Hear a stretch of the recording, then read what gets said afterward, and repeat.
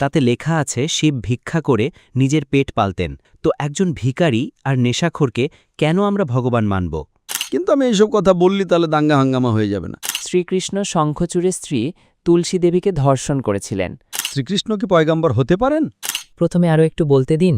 আপনি মানেন এমন করতে পারেন শ্রীকৃষ্ণ? কিতাবে লেখা আছে তো। এসে গেছি, আমরা দুই ভাই একসাথে। 2 প্রশ্ন 2 ভাই, আচ্ছা।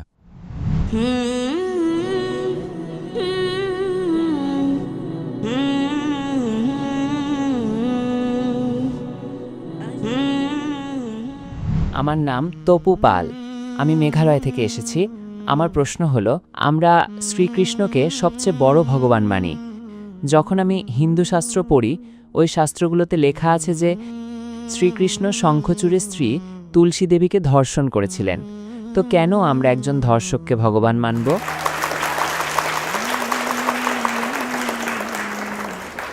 ভাই সাহেবের প্রশ্ন হলো যে আমরা শ্রীকৃষ্ণকে ভগবান মানি, যদি সে ধর্ষণ করে থাকে তাহলে ধর্ষককে ভগবান কেন মানব? ভাই সাহেব, যেমন আমি বলেছিলাম যে আমি হিন্দু ধর্মীয় বই পড়েছি, বেদ পড়েছি, মহাভারত পড়েছি, রামায়ণ পড়েছি।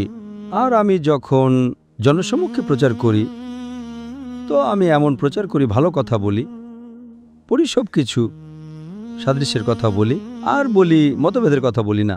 আপনি যে প্রশ্ন করলেন যে কেন মানেন, আমি আপনাকে জিজ্ঞেস করব আপনি কেন মানেন? আপনি যদি বলেন মানা উচিত নয়, তাহলে আপনি মানবেন না। তো আমি মনে করি যে যদি শ্রীকৃষ্ণ সত্যিই ভগবানের অবতার হন, যদি সত্যি পয়গম্বর হন, তাহলে কোনো পয়গম্বর ধর্ষণ করতে পারেন না। স্যার, লেখা আছে তো, বইতে লেখা, কিতাব গ্রন্থে লেখা আছে। ভাই সাহেব, আমি জানি, আমি আপনার উত্তর দিচ্ছি। আমি জানি, আমি বলিনি যে আপনি ভুল বলছেন। আমি আপনাকে বলছি তো, উদাহরণ দিচ্ছি আমি। লুত আলাইহিস সালাম কোরআনে লেখা আছে যে আল্লাহর পয়গম্বর, ঠিক আছে? কিন্তু শ্রীকৃষ্ণ আল্লাহর পয়গম্বর এটা কোরআনে লেখা নেই। কিন্তু আল্লাহ রাসূল বলেছেন যে এই পৃথিবীতে 1,24,000 পয়গম্বর পাঠিয়েছেন, নাম শুধু 25 জনের আছে। ওই 25 জনের মধ্যে একজনের নাম লুত আলাইহিস সালাম।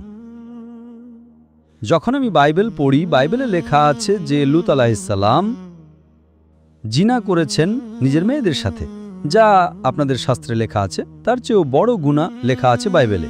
তো আমি কি বলি, ওই বাইবেলে ভুল লেখা আছে। লুত আলাইহিস সালামের ওপর আমি অপবাদ লাগাতে পারি না, কারণ লুত আলাইহিস সালাম আল্লাহর পয়গম্বর। আপনি বুঝতে পেরেছেন তো? তো আমি বলি যে ওই জিনিসটা যা বাইবেলে আছে সেটা ভেজাল। আল্লাহর পয়গম্বর কখনোই নিজের মেয়েদের সাথে জিনা করতে পারেন না। তো আমি বলি লুত আলাইহিস সালাম পয়গম্বর, কিন্তু ওই বিষয়টা ভুল। শ্রীকৃষ্ণের ব্যাপারে বলতে গেলে, শ্রীকৃষ্ণের নাম কোরআনের কোথাও আসেনি, হাদিসের কোথাও আসেনি। কিন্তু আমাদের পয়গম্বর মুহাম্মদ সাল্লাল্লাহু আলাইহি ওয়াসাল্লাম শেষ পয়গম্বর বলেন যে পৃথিবীতে 1,24,000 পয়গম্বর এসেছেন। তো কেউ আমাকে জিজ্ঞেস করে শ্রীকৃষ্ণ কি পয়গম্বর হতে পারেন? তো আমি বলি আমি জানি না, হতেও পারেন, নাও হতে পারেন। আমি এটা বলতে পারি না যে কৃষ্ণ আলাইহিস সালাম, এটা বলতে পারি না, কারণ আমি জানি না, ঠিক তো? তো কিন্তু যদি হয়েও থাকেন, যত পয়গম্বর শেষ পয়গম্বর মুহাম্মদ সাল্লাল্লাহু আলাইহি ওয়াসাল্লামের আগে এসেছেন, তারা শুধু সেই লোকদের জন্য এবং সেই সময়ের জন্য ছিলেন। আজ আপনাকে মানতে হবে শেষ পয়গম্বর মুহাম্মদ সাল্লাল্লাহু আলাইহি ওয়াসাল্লামকে। তো এই জন্য এই শাস্ত্রের ব্যাপারে আমি জানি, শ্রীকৃষ্ণের ব্যাপারে আমি, রাধার ব্যাপারেও জানি, শ্রীকৃষ্ণের কতজন স্ত্রী ছিলেন সেটাও জানি। শ্রীকৃষ্ণের 8 জন স্ত্রী ছিলেন, পরে যুদ্ধের ময়দানে 16,100 জন স্ত্রীর সাথে বিয়ে করেছিলেন। সব মিলিয়ে ওনার কাছে ছিল 16,108 জন স্ত্রী। কত? 16,108 জন স্ত্রী মহাভারতে লেখা আছে। আর ওই 16,108 জনের মধ্যে রাধা ওনার স্ত্রী ছিলেন না। আর আপনি যা বলেছেন সেটাও ঠিক। এখন আমি বেশি বিস্তারিত কথা বলতে চাই না, লোকেরা বলবে জাকির সমালোচনা করছে। তো এজন্য আমি এই বিষয়টা কোনোভাবেই মানি না যে এটা ভগবানের তরফ থেকে হতে পারে। আপনি বুঝতে পারছেন তো? যদি শ্রীকৃষ্ণ খোদার অবতার হন বা পয়গম্বর হন, তো কোনো পয়গম্বর এমন করতে পারেন না। আপনি বুঝলেন তো? তো এই জন্য এই জিনিসটা আমি মানি না। আপনি মানেন, আপনি মানেন এমন করতে পারেন শ্রীকৃষ্ণ? কিতাবে লেখা আছে তো। লেখা আছে তো, কিন্তু আপনি মানেন না? একদম সঠিক, ঠিক। আমিও মানি না, আমিও মানি না। কারণ যে কোনো ভগবানের পয়গম্বর, বা যদি পয়গম্বর বাদ দেন, ভালো মানুষ, পয়গম্বর তো দূরের কথা, কোনো ভালো মানুষ ধর্ষণ করতেই পারে না, পয়গম্বর তো দূরের কথা। আপনি বুঝলেন তো? কোনো ভালো ধার্মিক মানুষ ধর্ষণ করতে পারে না, তো প্রশ্নই ওঠে না। এজন্য আমি মানুষের সামনে এসব তুলে ধরি না, নইলে লোকেরা বলবে ঝগড়া লাগাচ্ছে। আপনি বুঝলেন তো? জি। আমি ঝগড়া লাগাতে চাই না। কোরআনে লেখা নেই যে জিনিসটা সাদৃশ্যপূর্ণ নয় সেটা তুলে ধরে মানুষকে নিয়ে আসো। কোরআনে লেখা আছে যেটা সাদৃশ্যপূর্ণ সেটার ব্যাপারে কথা বলো, মানুষকে কাছে নিয়ে আসো। তো আমি আপনাকে জিজ্ঞেস করতে চাই যে আপনি মানেন খোদা এক? প্রথমে আরও একটু বলতে দিন। বলুন। তো গ্রন্থে এমন কেন লেখা হয়েছে? কোরআনে তো সবচেয়ে সেরা, একটাও প্রশ্ন নেই, একদম পরিষ্কার, প্রথম শ্রেণীর। কেন লেখা হয়েছে বলছি আমি কেন, কারণ যেমন আমি আগে বলেছিলাম যে সময়ের সাথে সাথে এই যত বই কোরআনের আগে এসেছে সেগুলো সীমাবদ্ধ ছিল একটা সময়ের জন্য, একটা দল মানুষের জন্য। সময়ের সাথে সাথে বদলাতে থেকেছে আর সংযোজন হতে থেকেছে। যেমন আমি আগে বলেছিলাম যে মহাভারত, আসলে যখন আপনি পণ্ডিতদের জিজ্ঞেস করবেন, মহাভারত সবচেয়ে প্রথমবার অর্জুনের নাতি বলেছিল। মহাভারতে সে সময় ৮,০০০ শ্লোক ছিল। সে বন্ধুদের বলেছিল, বাচ্চারা বাবা ছেলেকে বলেছিল, তারপর সেই বাবা ছেলেকে বলেছিল, নিজের ছেলেকে বলেছিল, বলতে বলতে হয়ে গেল ২৪,০০০ শ্লোক। আজকের তারিখে তাতে ১,০০,০০০ শ্লোক আছে। ১,০০,০০০। এখন ৮,০০০ থেকে ২৪,০০০, ১৬,০০০ তো কেউ না কেউ লেখাবে, তাই না? খোদা তো আর লেখেননি, ওগুলো তো মানুষ লিখেছে। আজকের তারিখে ১,০০,০০০ শ্লোক আছে, তো এসব ভেজাল, তাই না? তো এরকম ভেজাল আসতে থেকেছে। এজন্য আমি যখন জিজ্ঞেস করলাম যে যদি ১ গ্লাস পানি থাকে, পরিষ্কার পানি থাকে, ১ ফোঁটা ড্রেনের পানি আপনার সামনে ফেলবো, নোংরা পানি, কালো পানি, ১ ফোঁটা, ওটা মেশাবো, তো চোখে পড়বে না, আপনি ওই পানি খাবেন না। কেন? ভেজাল আছে। যদি চুপিসারে কেউ মিশিয়ে দেয়, আপনি জানেন না, তো হয়তো খেয়ে নেবেন, ঠিক তো? তো যখন জানা গেল যে ভেজাল আছে বাকি শাস্ত্রগুলোতে, তো পরিষ্কার এবং পরিচ্ছন্ন শাস্ত্রের দিকে আসুন না। এতে একটাও ভেজাল নেই। চ্যালেঞ্জ আছে কোরআনে, কোরআনের আহ্বান। এজন্য যারা সমালোচনা করার চেষ্টা করে, একজন বিখ্যাত মানুষ আছেন উইলিয়াম মিউর, যিনি ইসলামের খুব সমালোচনা করেন। তো এই উইলিয়াম মিউর, যিনি সবচেয়ে বেশি কট্টর বিরোধী ছিলেন ইসলামের, ২০০ বছর আগে লিখেছেন যে একমাত্র ধর্মীয় বই যা ১০০% এখনো পর্যন্ত হুবহু ওই রকমই আছে, একটুও ভেজাল নেই, সে ছিল খ্রিস্টান। সে বলেছে সেটা কোরআন। তো যে সমালোচককারী এমন লিখছে যে ১০০% একমাত্র বই যা ১০০% এখনো পর্যন্ত সঠিক, সেটা কোরআন।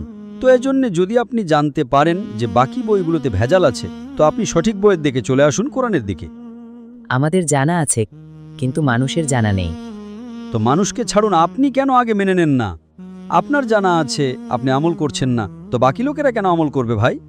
লোকেরা তো খারাপ না, দেখে শুধু বলে ভালো ভালো, কিন্তু লেখা তো আমরা স্বাস্থ্য কেন মানব ওটা? তো আমি আপনাকে জিজ্ঞেস করছি, আপনি কেন মানছেন তাহলে? শুধু ওইরকম। আরও একটা ছোট প্রশ্ন আছে, দুটো আমার প্রশ্ন আছে। জিজ্ঞেস করুন। কাল লাইনে এসেছিলাম কিন্তু সুযোগ পাইনি। ঠিক, এখনো সুযোগ পাবেন ইনশাআল্লাহ। বলুন, জিজ্ঞেস করুন। আমার প্রশ্ন হলো, শিবকে আমরা ভগবান মানি। যখন আমি হিন্দু শাস্ত্র পড়ি, তাতে লেখা আছে শিব ভিক্ষা করে নিজের পেট পালতেন আর নেশাজাতীয় জিনিস খেতেন। তো একজন ভিখারি আর নেশাখোরকে কেন আমরা ভগবান মানব? ভাই সাহেব, আমার উত্তর ওইটাই। আমি আপনাদের শাস্ত্র পড়েছি, এইসব আমি বক্তব্যে বর্ণনা করি না, কারণ আমি চাই না অন্য বইয়ের ব্যাপারে সমালোচনা করি। আমি এটাই মানি যে আপনি যা বলছেন একদম ঠিক বলছেন, কিন্তু আমি এইসব কথা বললি তাহলে দাঙ্গা হাঙ্গামা হয়ে যাবে না। আমি শান্তির মানুষ। তো কোরআনেও লেখা নেই যে মানুষের সমালোচনা করো। কোরআনে লেখা আছে সূরা আনাম সূরা নম্বর ৬ আয়াত নম্বর ১০৮ যে ওই লোক যারা অন্য ভগবানের পূজা করে, ভুল ভগবানের পূজা করে আল্লাহ ছাড়া, তাদের গালি দিও না। বাকি লোক যারা সঠিক ভগবান ছাড়া অন্য ভগবানের পূজা করে, তাদের গালি দিও না, নইলে মূর্খতাবশত তারা আল্লাহকে গালি দেবে। কোরআনে লেখা আছে যে যারা বাকি লোক যারা আল্লাহ ছাড়া অন্য কোনো ঈশ্বরের পূজা করে, তাদের গালি দিও না, তা না হলে মূর্খতাবশত তারা আল্লাহকে গালি দেবে। এজন্য আপনি যা বলছেন একদম ঠিক। আমি কোথায় বলছি ভুল? এজন্য আমি আপনাকে বলি যে এইসব জিনিস যদি ভুল হয়, তো আপনি সঠিক রাস্তায় কেন আসেন না? এসে গেছি, আমরা দুই ভাই একসাথে। ২ ভাই একসাথে, মাশাআল্লাহ। ২ প্রশ্ন, ২ ভাই, আচ্ছা, মাশাআল্লাহ। ভাই, আপনার নাম কি? আমার নাম সুব্রত পাল। আর আপনার নাম? তপু পাল। তপু পাল, মাশাআল্লাহ। ২ পাল এদিকে এসে গেছেন, মাশাআল্লাহ। আপনারা দুজন মানেন যে খোদা এক? জি হ্যাঁ। আপনারা দুজন মানেন যে মূর্তি পূজা ভুল? জি হ্যাঁ। আপনারা মানেন মোহাম্মদ সাল্লাল্লাহু আলাইহি সাল্লাম শেষ পয়গম্বর? জি হ্যাঁ। আপনারা মানেন আপনাদের কেউ কি জোর জবরদস্তি করছে ইসলাম গ্রহণ করার জন্য? না। কোনো জোর জবরদস্তি? না। কোনো চাপ আছে? না। আপনারা নিজেদের ইচ্ছাই করতে চান? জি স্যার। কেউ কি ঘুষ দিচ্ছে? না। ইনশাআল্লাহ। তো আমি আরবিতে বলবো, আপনারা সেটা পুনরাবৃত্তি করুন। আশহাদু আশহাদু আল্লাহ আল্লাহ ইলাহা ইলাহা ইল্লাল্লাহ ইল্লাল্লাহ ওয়া আশহাদু ওয়া আশহাদু আন্না আন্না মুহাম্মাদান মুহাম্মাদান আবদুহু আবদুহু ওয়া রাসূলুহু ওয়া রাসূলুহু